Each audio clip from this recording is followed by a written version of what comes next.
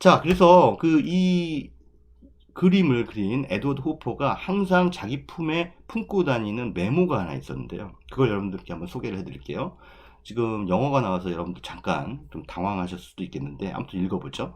Look until you become fascinated. Trust that you will see something. If you learn to wait, the objects will slowly sink into your consciousness and they will acquire significance that can be measured in color and feeling. 금방 직독직해 되시나요? 예. 저는 되는데 여러분들은 되시나요? 예. 죄송합니다. 잘난 척해서.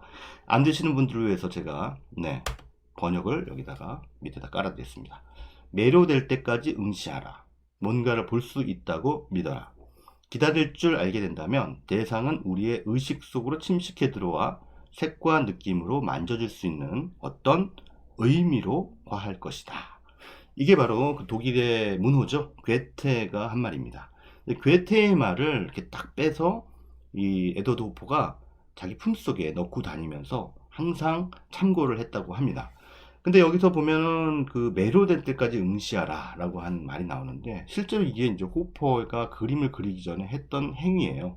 어떤 풍경이나 대상을 계속 쳐다보는 거죠. 그러면 여기 이 글 속의 표현처럼 어느 순간 그 대상이 내 의식 속으로 툭 들어오면서 이 색과 느낌으로 만져지는 의미가 되는 거죠.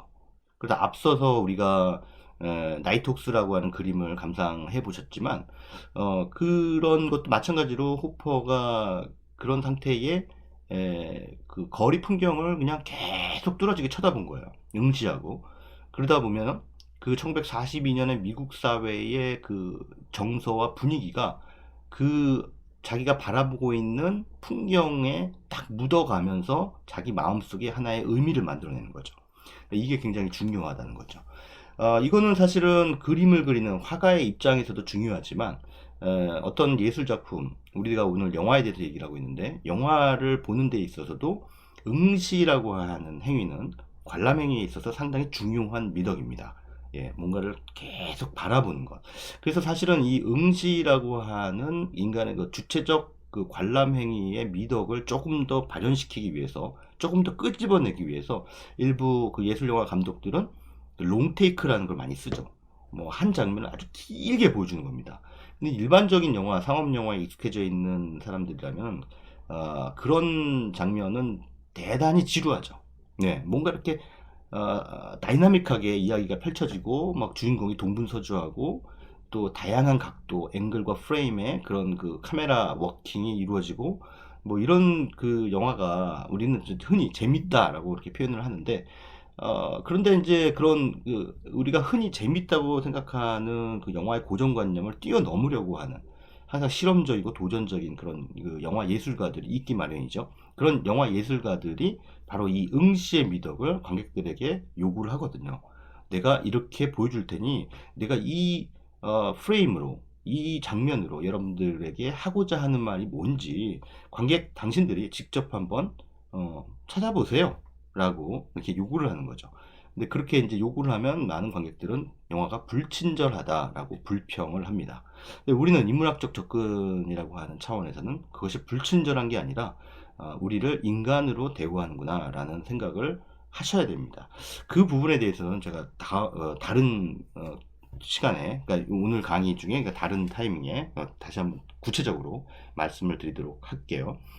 어찌됐든 여기서 이 대사에서 우리가 이 대사가 아니라 이 문구에서 한번 조금 곱씹어 볼 만한 그런 표현이 있어서 제가 빨간색으로 표시를 해놓죠. 그게 바로 significance.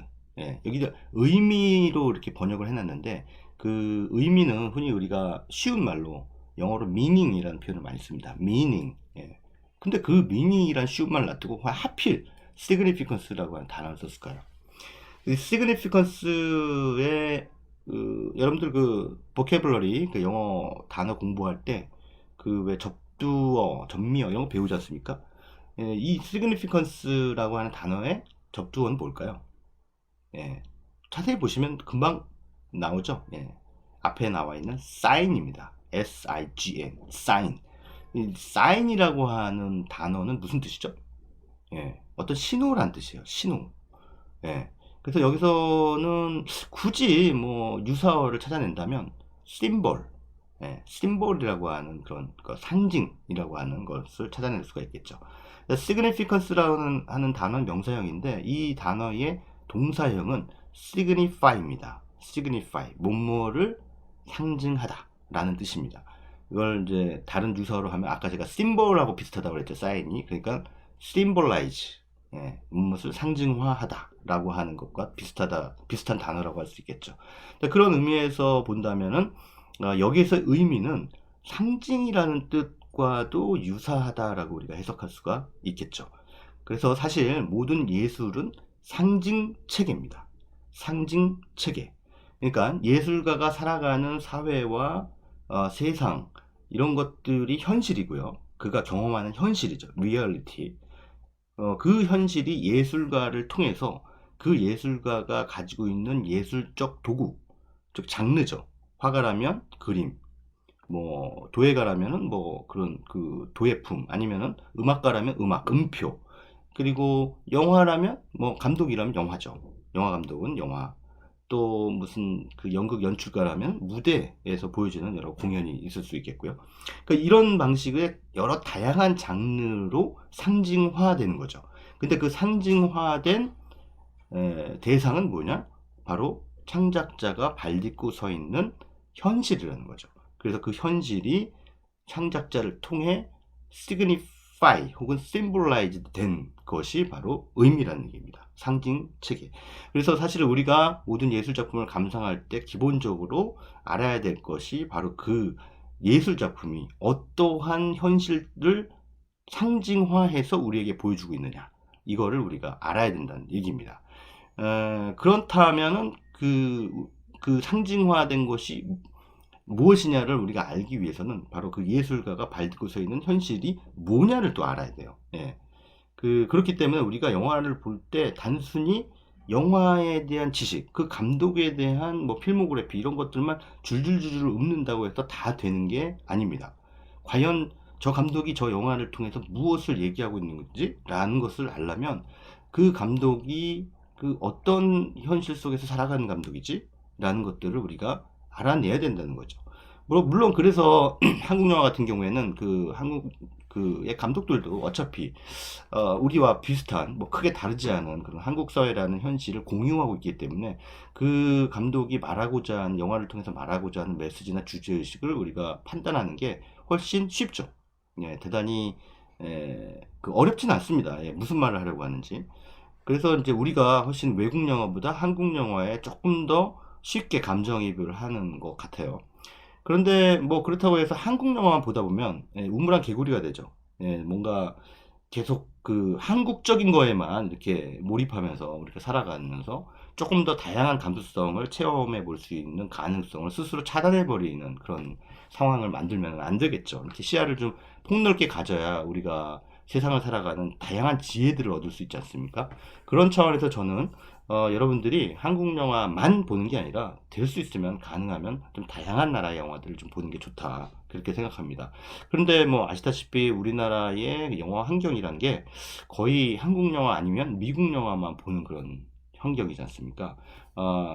그 영화별, 그러니까 국적별 영화 점유율을 보면은 한국 영화 점유율이 한 50%그 정도 되고 미국 영화가 뭐 한 48% 정도 됩니다. 그럼 두 개 다 합치면 98%. 그러니까 우리나라 관객들은 거의 극장에서 한국 영화 아니면 미국 영화만 봅니다. 이거는 다른 말로 하면 우리가 극장에서 체험하는 나라는, 즉 체험하는 문화는 한국 문화 아니면 미국 문화라는 거죠. 전 세계 요즘 코로나 사태 때문에 얼마나 많은 나라들이 있는지 여러분들이 보시겠습니다만 전 세계의 그 유엔 가입국 수만 거의 200여 개 나라 되는 걸로 알고 있어요. 뭐 나라 수까지 따지면 한 230개. 문화권으로 따지면 훨씬 더 많죠. 네, 그럼에도 불구하고 우리가 전 지구에서 체험할 수 있는 문화가 한국 아니면 미국이라는 건 좀 슬픈 사실이죠. 그 굉장히 협소한 그런 그 문화적인 체험이 우리를 점점점 그 우물한 개구리로 만드는 게 아닌가 이런 생각이 듭니다. 얼마 전에 그 기생충이란 영화가 그 아카데미에서 또 상을 받아서 많은 분들이 좀 흐뭇해 하셨죠. 근데 그때 또 인구에 회자됐던 아주 그 화제가 됐던 얘기가, 물론 그 전에 골든글러브 때 봉준호 감독이 그 얘기를 했습니다만, 자막의 1인치를 넘어서면 훨씬 더 다양한 세계가 열린다 이런 얘기를 했어요. 그 이제 미국인들을 상대로 한 겁니다. 근데 우리도 사실은 우물한 개구리지만 미국인들은 훨씬 더 우물한 개구리예요. 거기는 뭐 자국 영화 점유율이 우리는 뭐 50%지만 거기는 뭐 97%, 98%막 이럽니다. 그러니까 실제로 미국인들은 자막이 있는 영화를 잘 안 봅니다. 보는 방법도 잘 모르고요. 그러니까 평소에 안 보기 때문에 버릇이 안 됐고, 그렇기 때문에 안 보게 돼도 외국 영화 자체에 대한 그 노출이 거의 없어요. 미국 영화만 봐요. 그러니까 미국인들이 그 다른 나라 사람들한테 욕을 먹는 겁니다. 예, 좀 우물한 개구리다라고 하는 그런 비판을 받는 거죠. 그 넓은 땅에서 살아가는 그 정말 엄청나게 큰 땅이잖아요. 아메리카 대륙. 거기에서 살아가는 또 세계 최강대국이라고 자랑하는, 요즘에 코로나 바이러스 대응 때문에 그 강대국의 민낯이 드러나고 있습니다만, 어찌됐든 그렇기 때문에 이 미국인들이 그 시야가 좁기 때문에 지금과 같은 코로나 바이러스 사태에 이렇게 후진적으로 대응하는 상황을 스스로 자초한 게 아닌가, 뭐 이런 생각이 드는데요. 아무튼 그래서 우리가 어떤 그 열려있는 감수성으로 세상을 바라보는 게 대단히 중요하다 이런 생각이 듭니다. 오늘 지금까지 제가 일단 그 도입부 차원에서 여러분들께 그 영화에 대한 인문학적 접근을 위해서 우리가 가장 기본적으로 탑재해야 될 기본 태도에 대해서 지금 말씀을 드렸고요. 그래서 다시 한번 정리를 하자면, 그 영화에 대한 인문학적 접근의 요체는 한 면만 바라보는 게 아니라 다양한 면으로 그 우리가 감상하는 대상의 여러 측면들을 두루두루 검토하면서 그 예술가가 어떤 세상에서 어떤 문제의식을 끄집어냈는지를 우리가 유추하고 판단해내는, 이것이 바로 영화에 대한 인문학적인 접근의 기본 전제다라는 것들을 여러분들에게 말씀을 드립니다.